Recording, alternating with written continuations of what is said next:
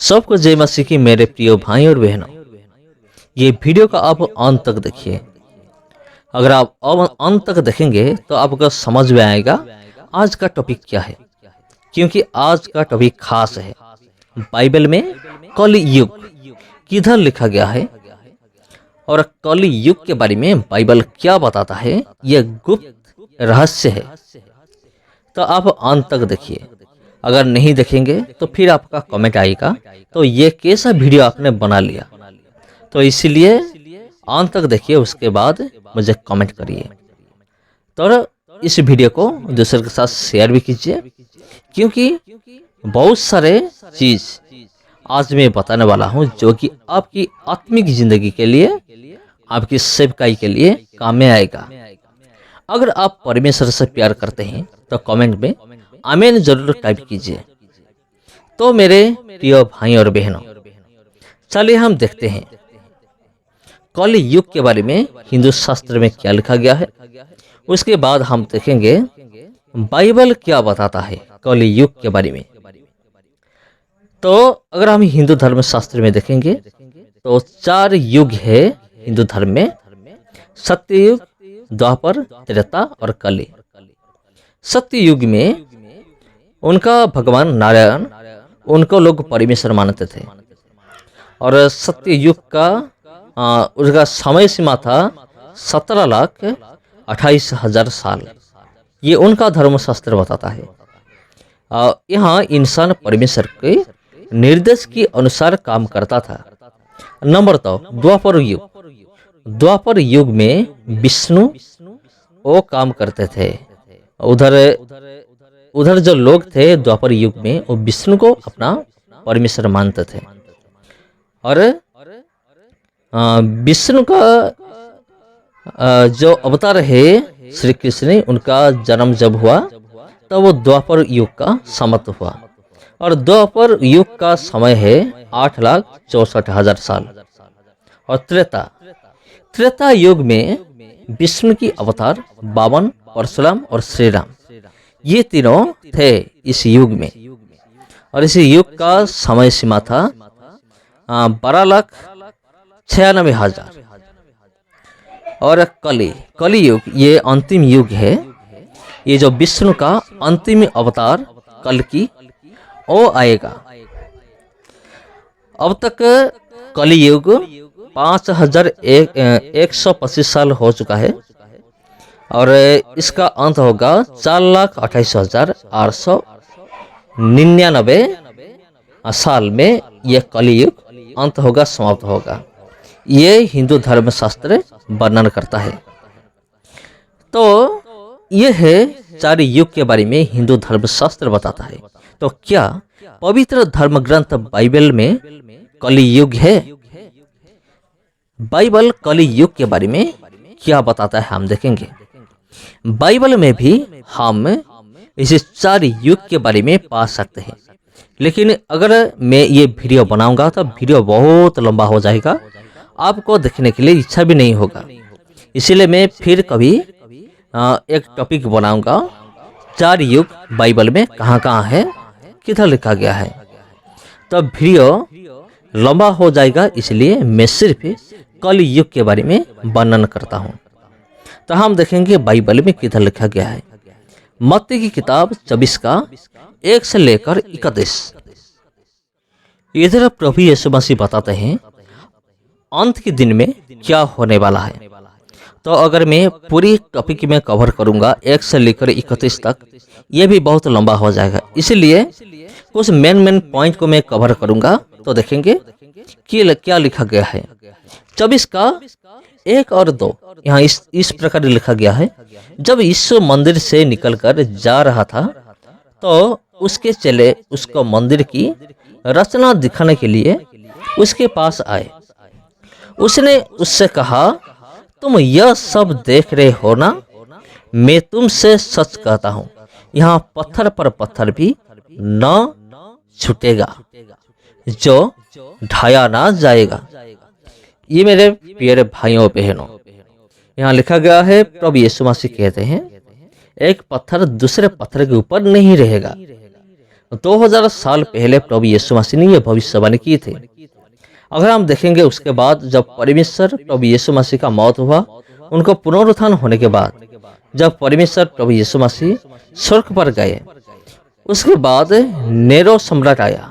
आकर उन्होंने क्या किया, ये जो मंदिर यरूशलेम मंदिर का जो पत्थर था, हाथी को लगाकर उस पत्थर को तोड़ दिया। सबको सारे के सारे खत्म हो गया। अगर आप देखेंगे तो उधर जाकर वहां ये मंदिर का चिन्ह ही नहीं है, कुछ भी नहीं है। और नंबर 2 हम देखेंगे 5 में इसी प्रकार लिखा गया है, क्योंकि बहुत से ऐसे होंगे जो मेरे नाम से आकर कहेंगे मैं मसीह हूँ, और बहुतों को भरमाएंगे। ये झूठे मसीह के बारे में लिखा गया है। तो बहुत सारे झूठा मसीहा निकल चुके हैं। तो वो कह रहे हैं कि मैं परमेश्वर हूँ, मैं प्रभु यीशु मसीह हूँ। अगर आप यूट्यूब जाकर सर्च करेंगे झूठा मसीहा, तो बहुत सारे वीडियो आ जाएगा, आप जाकर देख सकते हैं। तो कौन सा झूठा मसीहा, और भी बहुत सारे झूठा मसीहा आने वाले हैं और खुद को कहेंगे कि मैं प्रभु यीशु मसीह हूँ। ये सब हो चुका है। प्रभु यीशु मसीह कहा था होगा, ये हो चुका है। और हम देखेंगे 6 में लिखा गया है, तुम लड़ाइयों और लड़ाइयों की चर्चा सुनोगे, तो घबरा ना जाना, क्योंकि इनका होना अवश्य है, परंतु उन समय अंत न होगा। ये अंत का समय नहीं है, लेकिन अंत का समय के पहले क्या क्या होने वाला है, ये प्रभु यीशु मसीह खुद कहा। प्रभु यीशु मसीह कहा, तुम युद्ध के विषय में तुम सुनोगे। ये हो रहा है या नहीं, मुझे कमेंट में बताइए। युद्ध हो रहा है, देश देश के बीच में युद्ध हो रहा है। 7 में हम देखेंगे, क्योंकि जाति पर जाति और राज्य पर राज्य चढ़ाई करेगा, और जगह जगह अकाल पड़ेगा और भूकंप होंगे। मेरे प्रिय भाइयों बहनों, भूकंप हो रहा है या नहीं हो रहा है, आप मुझे बताइए। तो अंत की काल में युद्ध होगा, राज्य राज्य के विरुद्ध, देश देश के विरुद्ध। ये सब हो रहा है या नहीं हो रहा है, ये सब हो रहा है, क्योंकि प्रभु यीशु मसीह ने कहा था अंत के दिन में ये सब होगा। हिंदू लोगों ने जिनको कली युग सोच रहे हैं, बाइबल में इस युग को अंत के दिन बताया गया है, जो कि बाइबल में है। प्रभु यीशु मसीह ने साफ साफ बोल दिया कि क्या क्या होने वाला है। 9 हम देखेंगे, तब वे क्लेश देने के लिए तुम्हें पकड़वाएंगे और तुम्हें मार डालेंगे, और मेरे नाम के कारण सब जातियों के लोग तुमसे बैर रखेंगे। ये तो हो रहा है। जो मसीह विरोधी है, अगर ये वीडियो उन लोग देख रहे हैं, तो ये हो रहा है। मसीह लोगों को मारा जा रहा है, उनको गाड़ा जा रहा है, उनको तकलीफ दिया जा रहा है, क्योंकि प्रभु यीशु मसीह ने कहा है अंत के दिन में ये बहुत होगा, ये होने वाला है, जो कि अब हो रहा है। 10 से लेकर 12 तक इधर लिखा गया है, तो बहुत से ठोकर खाएंगे और एक दूसरे को पकड़वाएंगे और एक दूसरे से बैर रखेंगे।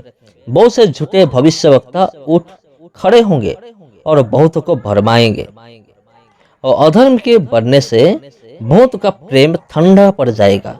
मेरे प्रिय भाई और बहनों, आजकल एक दूसरे को प्रेम नहीं करता है, क्योंकि प्रभु यीशु मसीह ने जो भविष्यवाणी की थी, प्रेम में ठंडा पड़ जाएगा, तो ये हो चुका है, होगा नहीं, हो चुका है। बहुत सारे भविष्यवाणी पूरा हो चुका है। एक दूसरे आदमी को पकड़वा देता है, तो ये क्या है, ये प्रभु यीशु मसीह का भविष्यवाणी है। और 15 में लिखा गया है, इसीलिए जब तुम इस अजानने वाली घृणित वस्तु को, जिसकी चर्चा दानियेल भविष्यवक्ता के द्वारा हुई थी, पवित्र स्थान में खड़ी हुई देखो, जब पढ़े या समझे। मेरे प्रिय भाइयों और बहनों, दानियेल भविष्यवक्ता की समय में उन्होंने लिखा था।